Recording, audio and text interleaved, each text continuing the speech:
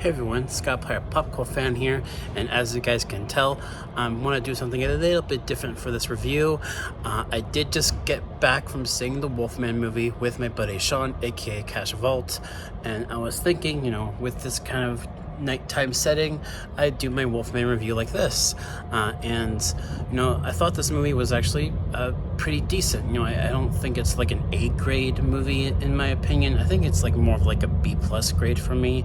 But what I loved about this movie is that, you can tell that the director, Leigh Whannell, knew the property and knew like what the Wolfman character would be like with his own take. And I like that this is a family drama to its core, and we're following Blake's character like 30 years after a flashback scene in the past with his dad.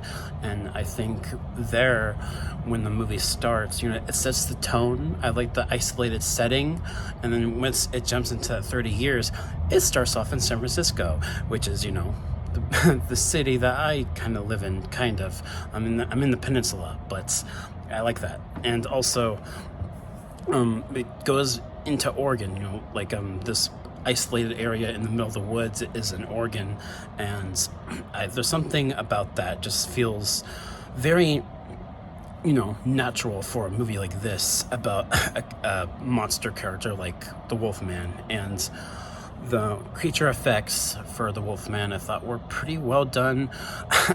What people are saying about the character and what it looks like online, I don't agree with. I think it actually looks pretty good. The creature effects are really good. The gore effects are really good too. And I like how once the scratch happens on his arm, the way they handle the whole transformation thing, I thought was really well done. I thought the story was decent in how it's following this family, and you're primarily following, the dad, following Blake's character, and how this transformation is not just affecting him physically, but mentally too. I think is very fascinating and also creepy at the same time. And, as he's, starting to change, physically and mentally, it goes into that kind of body horror kind of vibe as like The Fly, for instance, which I did do a review for on my channel, by the way. The Fly by David Cronenberg, starring Jeff Goldblum. I think this movie kind of goes into that as well, being body horror.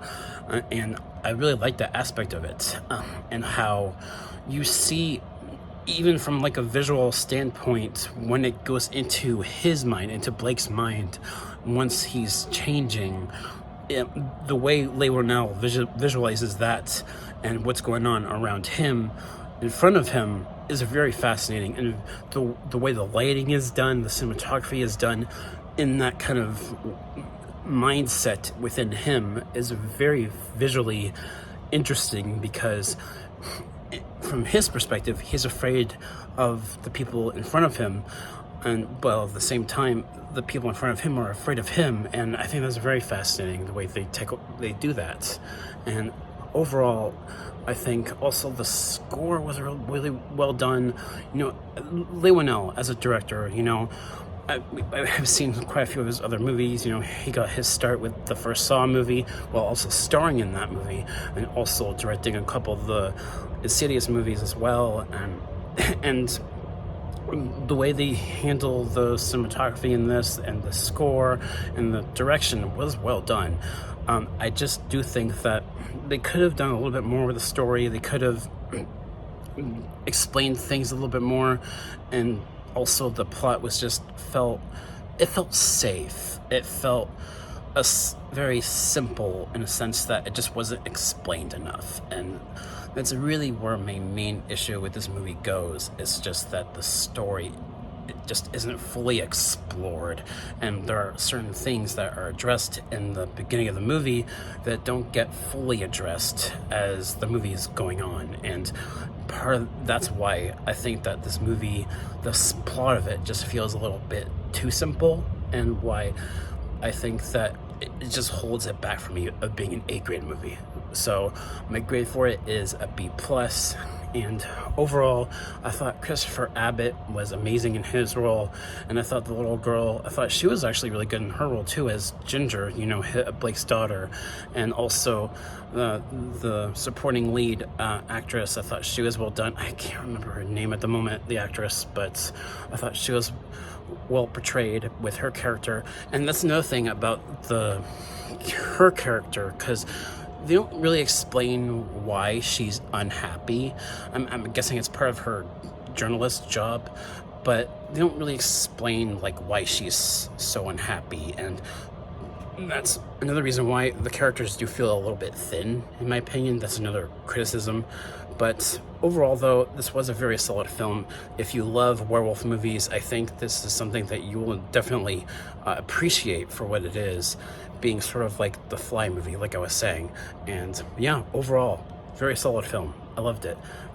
But, you know, just a few things, quite a few big things that just keep it from being an A-grade movie for me. So yes, this is my full in-depth review of Wolfman, directed by Leigh Whannell, and I don't know if this movie will get a sequel or not. We shall see. But the way they end it, you know, I thought it was a kind of the kind of ending that you would expect for a movie like this.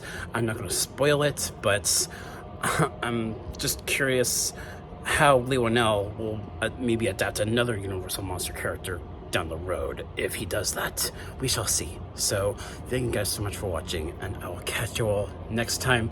Oh, peace.